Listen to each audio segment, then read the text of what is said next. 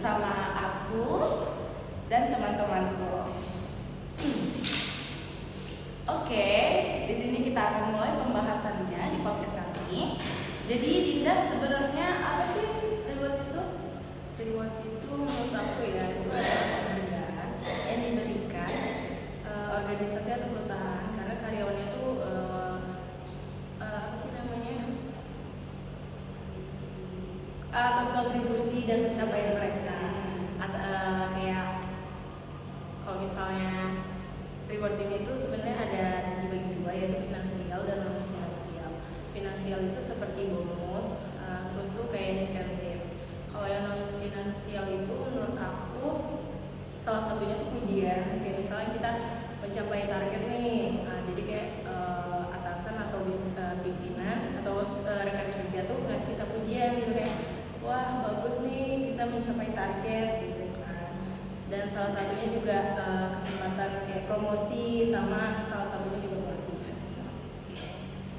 Terus Nabila, kalau performance improvement tuh kayak mana sih? Menurut aku, improvement itu adalah upaya sistematis untuk meningkatkan kinerja individu maupun kayak lebih efektif dan sesuai dengan hasil organisasi tersebut.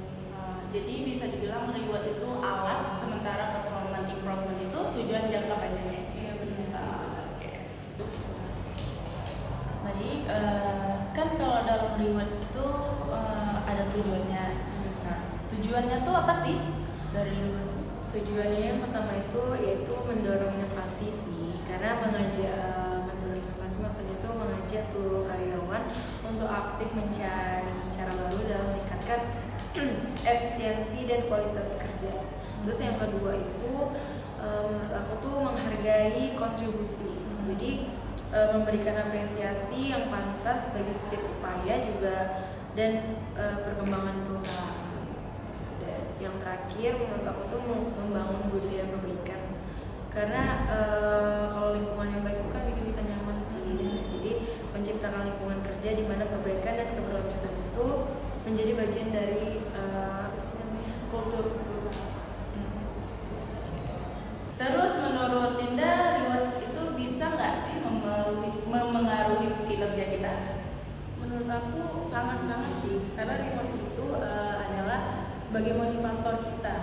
Jadi biar karyawan itu merasa usahanya dihargai, terus mereka tuh cenderung bisa lebih bersemangat dan fokus. Terus mereka tuh bisa jadi komitmen sama pekerjaannya sih.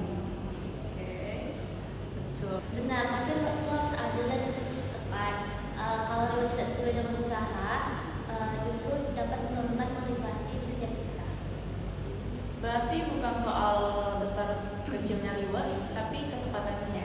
Iya sih, karena kadang apresiasi sederhana seperti pujian di depan tim itu sangat membantu sih. Nah, terus kayak kita dapat pengakuan, pasti kita seneng kan, kita juga jadi semangat, kita jadi lebih fokus, dan ya itu sih memang relevan banget. Apa sih resiko jika sistem reward tidak dirancang dengan baik di perusahaan? Menurut aku gak baik banget sih, kayak bisa menimbulkan kecemburuan, konflik, terus kayak lingkungannya tuh jadi gak sehat gitu buat bekerja. Kayak kita tuh bekerja tuh hanya demi bonus gitu, hanya demi reward gitu kan, jadi kayak kurang berkualitas gitu. Jadi lingkungannya tuh takutnya jadi toksik, adanya kecemburuan dari rekan-rekan lain sih menurut aku. Makanya penting evaluasi berkala, itu reward harus didorong kinerja berkelanjutan, bukan hanya hasil jangka pendek. Oke.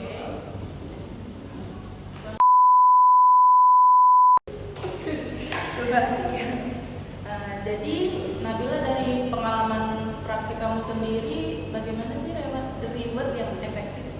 Kalau menurut aku itu misalnya di sebuah perusahaan dengan kinerja terbaik di bulanan itu tidak hanya diberi bonus, tapi juga memberi kesempatan untuk pelatihan atau berproyek kecil, membuat karyawan tersebut merasa senang dan nyaman di dalam perusahaan tersebut.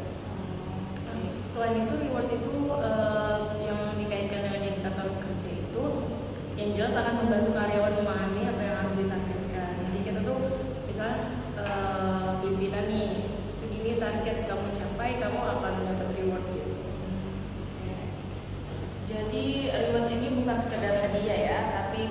dari strategi peningkatan kinerja kita semuanya. Kayak sebuah perusahaan itu pasti kan ada targetnya, itu yang bikin lebih semangat untuk mengejar target.